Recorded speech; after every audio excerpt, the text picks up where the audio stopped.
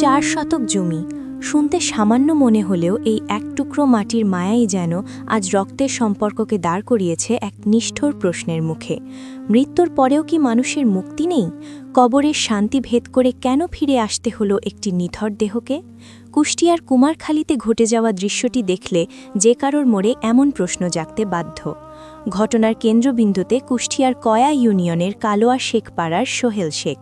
Stroke আর প্যারালাইসিসের সাথে যুদ্ধ করে গত বছরের জুনে পৃথিবীর মায়া ত্যাগ করেছিলেন তিনি, কিন্তু মাটির নিচে শান্তিতে ঘুমানোর সুযোগ পেলেন কই?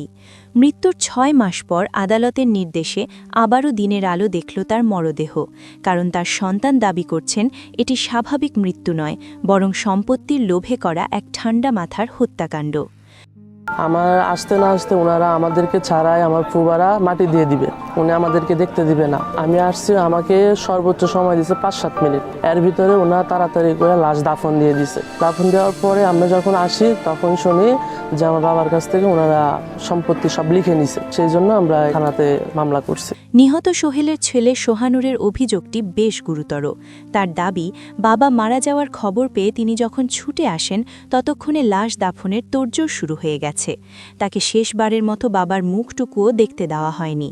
মাত্র 5-7 মিনিটের মধ্যে তড়িঘড়ি করে দাফন শেষ করার পেছনে ছিল নাকি এক ভয়ঙ্কর ষড়যন্ত্র। সোহানুরের ভাষ্যমতে তার বাবাকে নির্যাতন এবং বিষ প্রয়োগে হত্যা করে ফুপু ও দাদি নিজেদের নামে জমি লিখে নিয়েছেন।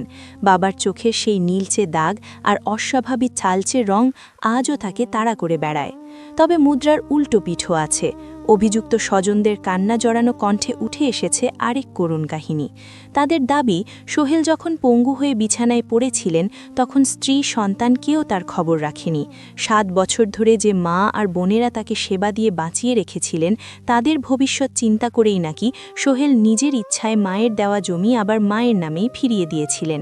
পাছে তার মৃত্যুর পর স্ত্রী সন্তান জমি বিক্রি করে সটকে পড়ে এবং বৃদ্ধা মা পথে বসেন, এই শঙ্কাই ছিল তার মনে।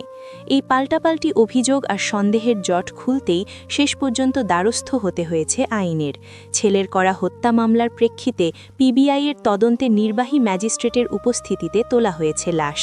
এখন অপেক্ষা ময়না তদন্তের রিপোর্টের।